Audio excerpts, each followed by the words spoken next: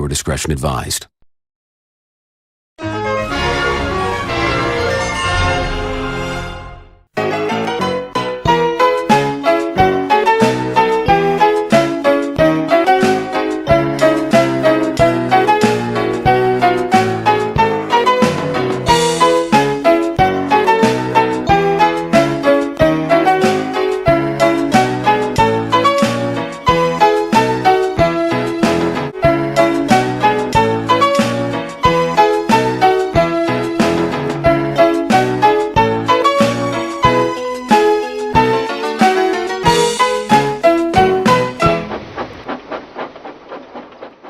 Much like Duck, Oliver is a Great Western tank engine. With the help of his trusty brake van Toad, he has found his title as a really useful co-worker on Duck's branch line. Though sometimes his resource and sagacity can go into his smoke box and make him conceited. At one point, he was tangled in a confrontation with some troublesome trucks, causing the Great Western engine to plummet bunker first into the turntable well. But at the end of the day, we all know that Oliver can get himself back up again with the help of teamwork, and this was one of those stories.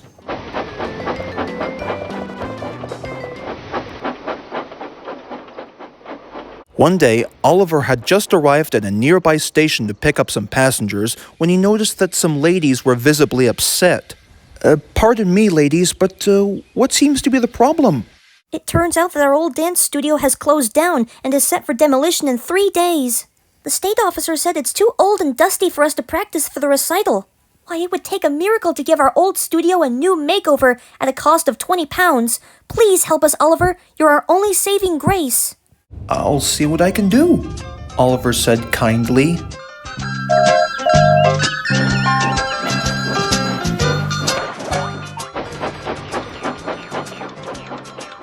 Gee, Mr. Oliver, I sure hope that things weren't quite as bad as the ladies made it out to be. I know what you mean, Toad, but times change as we progress. Hello? What's this here? I don't believe this!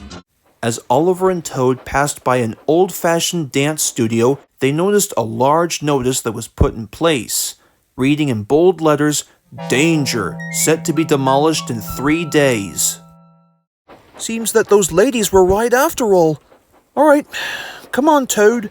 Let's get these passengers back to Knapford, and then we'll have to meet up with the other engines back at the sheds.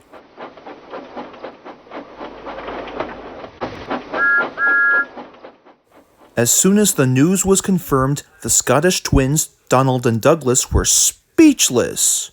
Oh my, closed down and demolished in 3 days. It's a shame, really. I honestly don't blame you, Donny. I mean, how can you practice dancing for opening night if you cannot have a studio to perform the right moves? Honestly, it just doesn't make any sense. Now, quickly, Oliver, how much does it cost? Well, £20. £20, not bad. Indeed, and worst case scenario, we'll just have to think of a plan as quickly as possible. All 5 agree that something must be done, but none knew what. Until Oliver said, "Now quickly, Duck, without thinking, if you were to have anything in the world right now, what do you think it would be?" More time for thinking? No, I mean like an item, like something you typically pay for. A carton full of lemons? Hey, I like what you're thinking there. Well done, Duck. That's using the old noodle. After a few decisions were made via phone call, the fat controller couldn't help but agree. Why, certainly, he smiled, and in a few moments, he added, "It shall be spick and span by the time you make the dough." At Farmer McColl's, the workers were waiting by the platform, and as soon as Oliver and Duck were coupled up, they began to fill their trucks with fresh yellow lemons.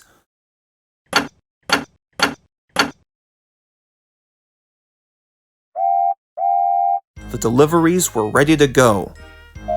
Come along, you lot," Oliver said to the trucks. And the trucks answered, "Trickety-trock, trickety-trock, all right, all right." "That is better, that's better," said Oliver.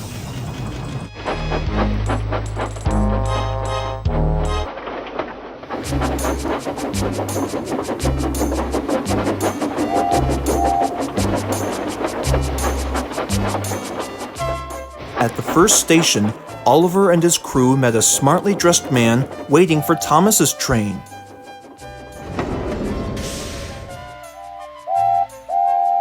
"Good afternoon, sir," smiled Oliver. "Could we interest you in a crate full of lemons?" "Ah, so we got ourselves a fruit salesman on wheels, huh?" "Well, not exactly, but you get the idea." "Well, I'm completely sold." "Well, seeing as how I can take these little numbers home with me, how does $10 sound?" "Well, it seems like this campaign is just getting started," Oliver thought to himself. Soon enough, things were sailing rather smoothly for the two engines. As soon as more deliveries were made, they're each rewarded with a single bill.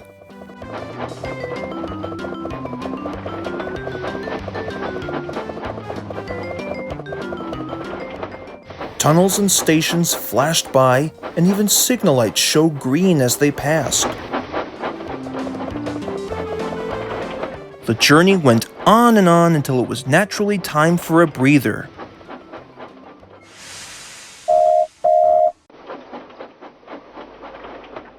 Later that day, Duck and Oliver's crew were sitting on a table enjoying their meals while the two engines were parked in some empty sidings, calculating how much would be added up to, adjusted for inflation in 1974. I don't think that's enough money to save the dance studio.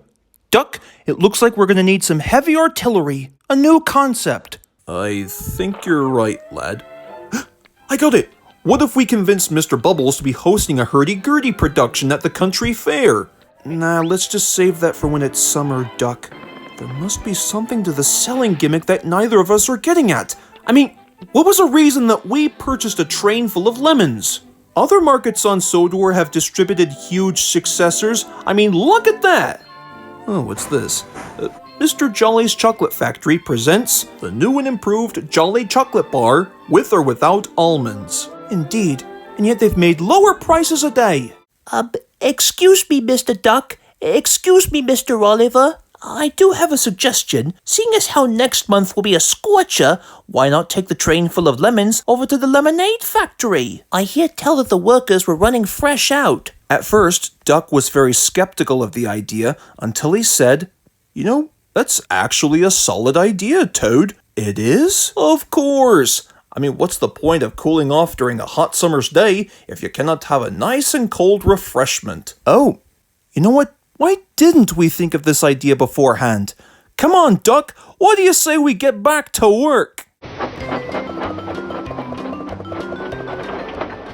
So Oliver and Duck didn't stop until they arrived safely at the lemonade factory. The workers were very pleased to see them.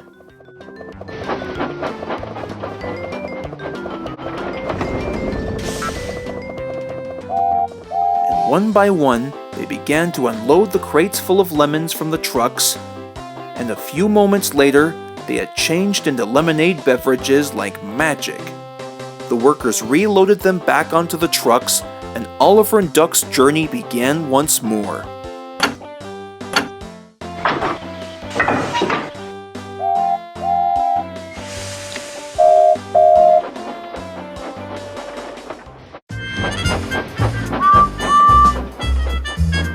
At Knapford Station, lots of people were waiting at the platform just before Gordon could arrive with the express when suddenly they heard a growing whistle sound. Arriving at the station were Oliver and Duck with their deliveries. Their drivers scrambled out of the cab immediately and proudly presented the refreshments. "That's right," they would say. "Come and get your ice-cold lemonade, only $5. No need to pout, everybody gets one." The passengers all swarmed around like happy bees as they held up their $5 bills, and it wasn't long before Gordon arrived with the express. He was surprised to see his passengers with hands full of ice-cold beverages as they climbed aboard.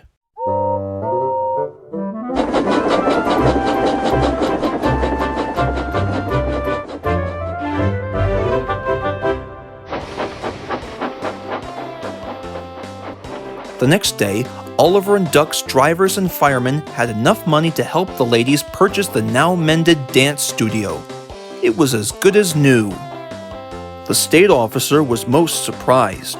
Goodness gracious, I didn't think you'd go through all this trouble to make that much money just so you can help the ladies purchase an entire building like this one before. Well, teamwork is our destiny, said Oliver. What can I say?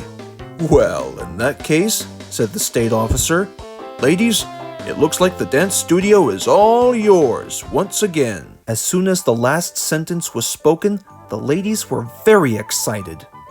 They each offered Toad, Duck, and Oliver some tickets as a way of saying thank you. We'll see you all tomorrow night. And they were right.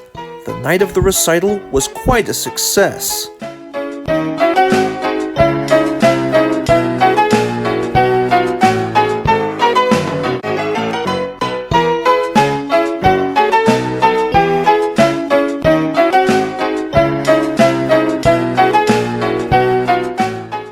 What do you know? Whispered Duck to Oliver. We sure were really useful engines yesterday, weren't we? Quite right, Duck.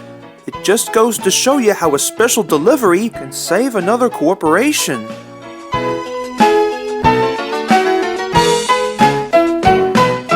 At last, the performance came to a close, resulting in a delightful chorus of cheers and whistles. To the point where even Donald and Douglas were impressed. Good job, lad. And even Oliver had to smile.